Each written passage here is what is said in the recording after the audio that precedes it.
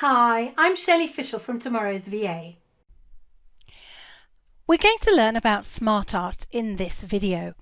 So Smartart looks a bit like this. It's really rather snazzy and it can illustrate a really good point, and I often use it instead of bullet points because I get a bit fed up with them and I don't think they look so nice in a presentation. So here's a nice blank slide and I'm going to show you the two ways to get to Smartart.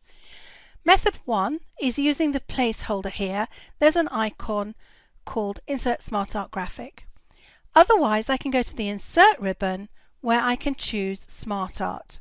When I choose Smartart from the Insert ribbon, it drops me down a menu of the different types of Smartart that I can create, such as a list, which pops out the different kinds, process ones, and there's lots of those, cycles, hierarchies, otherwise known as organizational charts, relationships, I quite like this one, and also the funnel type thing, and you have matrices, pyramids, and ones that you can add pictures to.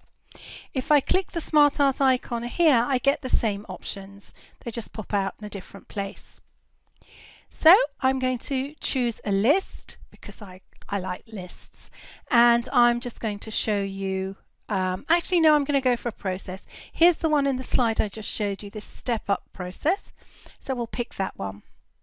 It pops straight in, and because my slide template and design master slide has all my colors and themes set up, it's going to pick up the colors from that theme. It opens up this drawer on the left hand side where I can type 1, 2, 3, and then if I wanted to add another point, I can just add one here in the drawer. I can also type directly in the shape if I want to. So I'm going to actually get rid of step 4 and add the E to step 3.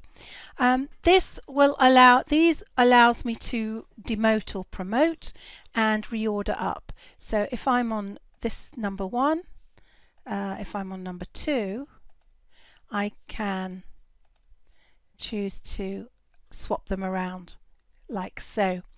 Note that I also get a Smartart design ribbon, and I have the options up here of adding shapes after and before, and that will depend on the type of Smartart you chose as to where the shapes go. We can add a bullet, so that would give us another step. We can see the text pane or not, although I can close it from here and oops, I can get it back from there. So lots of ways. I can demote, which is the same as those arrows on the text pane. Right to left, I can swap it the other way around if I want to. Let's go, oh, I've made a real mess there, so let's undo and undo and undo to get back to where we were. I could also change the Smartart from here, so if I don't want that one, I can choose any number of different options to get to where I want to go. I don't like any of those, so let me just go through. Let's open this drawer up and close that, and let's go back up and find the process that we want. Here we go. Let's go with this one. 1, 2, 3. I can also change the colors. I quite like the primary colors. Again, it will pick up from your theme. And you have Smartart Styles, so you can do all sorts of fancy formatting, make them stand out, give them 3D edges, all sorts of other effects that you can add.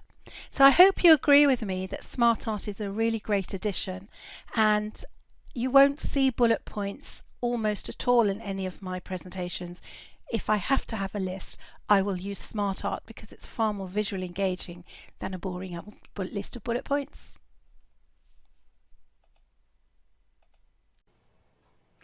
To find out more about using Microsoft Office in your VA business, head over to www.tomorrowsva.com, where you'll find a wealth of extra information.